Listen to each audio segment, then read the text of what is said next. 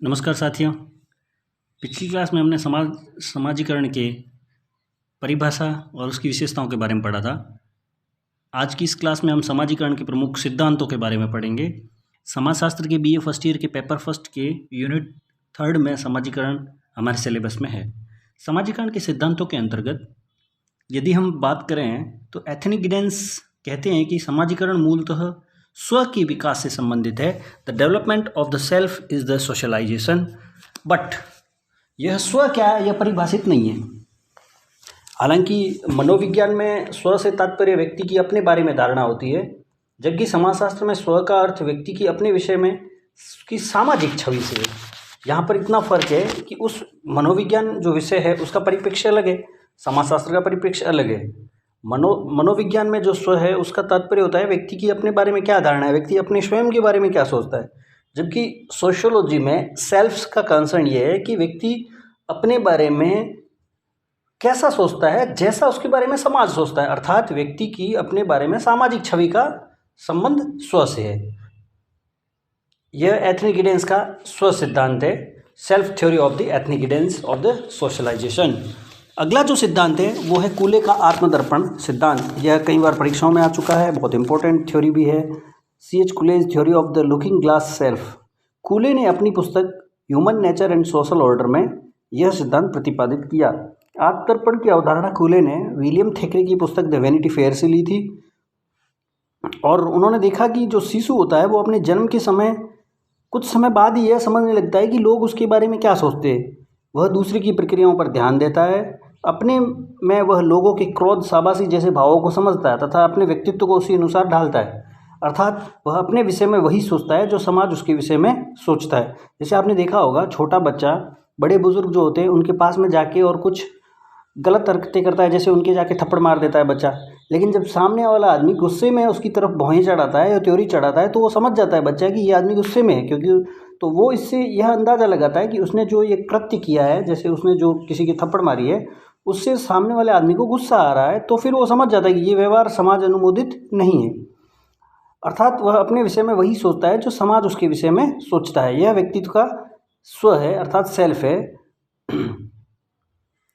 जैसे सचिन तेंदुलकर ऐसा सोचते होंगे कि समाज उनको क्रिकेट का भगवान मानता है और वह उनका स्व है, सेल्फ है। इस प्रकार स्व का विषय सामाजिक अंतःक्रिया से विकसित होता है। ये जो सेल्फ, जो डेवलपमेंट है सेल्फ का, वह सोशल इंटरेक्शन से होता है। कूले के शब्दों में स्व या अहम वह है जो अपर सोचता है। अपर मतलब दूसरा सोचता है, ये उसका स्व है। उन्होंने हालांकि व्यक्तित्व बनाया नहीं मिलता है, ये ऐसा बिरिस्टिड ने कहा है।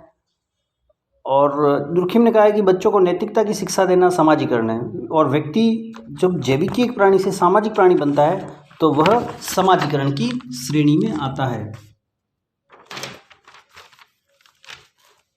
अगला सिद्धांत है मीड का मैं तथा मुझे सिद्धांत। मीड ने अपनी पुस्तक माइंड, सेल्फ एंड सोसाइटी में उन्होंने यह सिद्धांत दिया। मीड के अनुसार व्यक्ति में स्व का बोध सामाजिक अंतःक्रियाओं का परिणाम होता है। यह अंतःक्रियाएं संकेतों के माध्यम से होती है। मीड के अनुसार मैं से तात्पर्य व्यक्ति द्वारा दूसरे के प्रति किए जाने व्यवहार का प्रतिनिधि है, जबकि मुझे का तात्पर्य है व्यक्ति द्वारा दूसरे के प्रति किए गए व्यवहार की प्रतिक्रिया का प्रतिनिधि है। मैं और मुझे में अंतःक्रिया का परिणाम स्व का विकसित होना है।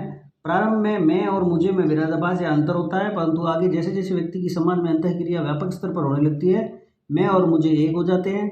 अर्थात जो समाज उस व्यक्ति के बारे में सोचता है वही व्यक्ति स्वयं के विषय में भी सोचता है। सामाजिक आत्म का विकास होता रहता है।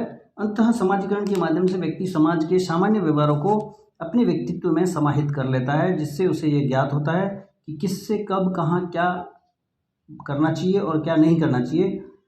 हालांकि यहाँ पे इन्होंने एक सामान्यीकृत अन्य की अवधारणा दी है। ये व्यक्ति की अपने विषय में वह धारणा है जो समाज के अन्य सदस्य अपने बारे में रखते हैं। मुझे सामान्यीकृत अन्य का प्रतिनिधि है, वहीं मैं विशेषीकृत अन्य का प्रतिनिधि है। अब यदि हम देखें कि समाजीकरण की लाभ क्या है, तो समाजीकरण अनुशासन का पाठ पढ़ाता है। समाजीकरण सामाजिक भूमिका का पाठ पढ़ाता है। समाजीकरण द्वारा व्यवहार में अनुरूपता आती है, कुशलता प्रदान करता है और प्रेरणा स्रोत भी होता है। तीसरा सिद्धांत है सिगमंड फ्रायड का। सिगमंड फ्रायड एक मनोवैज्ञानिक हुए हैं। उन्होंने ईद, अहम और ईगो, ईद, ईगो और सुपर ईगो या ईद, अहम और पराअहम का सिद्धांत दिया है।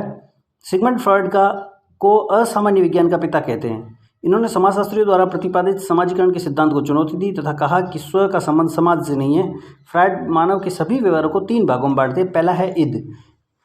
फ्रायड के अनुसार इद जो होता है वो मूल प्रवृत्तियों का प्रतिनिधि होता है। इसके अंतर्गत असामाजिकृत या पाश्विक इच्छाएं आती है। दूसरा है अहम, ईगो। यह व्यक्ति के व्यवहार का तार्किक पक्ष है जो व्यक्ति के सामाजिक अपेक्षाओं का तथा मान्य तरीकों के अनुरूप व्यवहार करने का सुझाव देता है। और तीसरा है पराअहम, सुपर ईगो। यह उच्चतम सामाजिक आदर्श, मूल्य और आदर्शों का प्रतिनिधि है। तो इद, ईगो और सुपर ईगो आप देख लिए हैं। पहला जो इद है वो मूल प्रवृत्तियों का प्रतिनिधि है जिसके अंतर्गत पाश्विक इच्छाएं आती है, असामाजिकृत इच्छाएं आती है। अहम जो है यह व्यक्ति के व्यवहार का तार्किक पक्ष है जो व्यक्ति के सामाजिक अपेक्षाओं तथा मान्य तरीकों के अनुरूप व्यवहार करने का सुझाव देता है। जबकि पराअहम जो है यह उच्चतम सामाजिक आदर्श और अपेक्षाओं का प्रतिनिधि है। अब यदि उदाहरण के रूप में देखें तो कोई व्यक्ति जैसे IAS बनना चाहता है तो उसके अंदर सबसे पहले यदि कोई इच्छा आएगी तो वो ये सोचेगा कि कैसे भी करके नकल करके मैं IAS बन जाऊं। वैसे ही उसके मन में ठीक उसके दूसरा विपरीत एक और विचार आएगी कि यदि मैं पकड़ा गया तो मैं फंस जाऊंगा, इसलिए मुझे ऐसा काम नहीं करना चाहिए। तो यह उसका पराअहम है। और इन दोनों के बीच में ये है कि जब मुझे बनना ही है तो मैं सही तरीके, जैसे UPSC का एग्ज़ाम देकर IAS बनूं, तो यह उसका अहम जो इसका ये है कि आदर्श व्यवहारिक तरीका यही है कि वह इद और पराअहम के बीच संतुलन का कार्य करता है। अहम वह सोचता है कि खूब पढ़ लिख कर सफल व्यक्ति बनेंगे तथा IAS बनेंगे। इस प्रकार अहम इद और पराअहम के मध्य संतुलन का कार्य करता है। क्योंकि इद अगर व्यक्ति पर हावी हो गया तो समाज को खतरा है, पराअहम हावी हो गया तो व्यक्तित्व असमान हो जाएगा। अहम व्यक्तित्व का संतुलित पक्ष है जिसमें व्यक्ति समाज के प्रति, समाज को क्षति पहुंचाए बिना कैसे भी अपनी इच्छाओं की पूर्ति करेंगे यह स्पष्ट करेगा। जहां कूले तथा मीड स्व को सामाजिक अंतःक्रिया का परिणाम मानते हैं, वहीं फ्रॉयड इसे मानसिक स्थिति से स्पष्ट करते हैं। अगला जो सिद्धांत है वो है जेम्स का अनुकरण सिद्धांत। यह भी एक मनोवैज्ञानिक है। जेम्स, इन्होंने कहा है कि शिशु अपने आसपास के वातावरण को देखकर अपने व्यवहार को ढालता है। वह अपनों से बड़ों का अनुकरण करता है, इसलिए बालक के व्यक्तित्व पर उसके पिता तथा बालिका के व्यक्तित्व पर उसकी माता का प्रभाव पड़ता है। समाजीकरण के यह प्रमुख 4 सिद्धांत थे और इसके साथ साथ कुछ हम फैक्ट्स भी देख सकते हैं। जैसे socialisation is the process by which people learn how to cope with the social order, यह कहा है लेस्ली वाइट ने। समाजीकरण स्थापित सामाजिक मूल्य एवं मानदंडों के आत्मसातकरण की एक प्रक्रिया है। Internalisation of the norms and the values is the socialisation.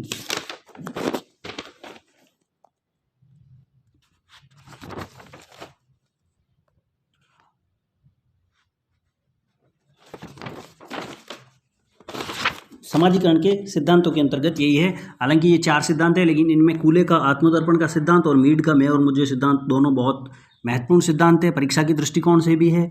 और इसके अलावा जेम्स का अनुकरण सिद्धांत और इद अहम और पराअहम का जो सिगमंड फ्रॉयड का सिद्धांत है, यह भी परीक्षा के दृष्टिकोण से बहुत ही महत्वपूर्ण है। Thank you.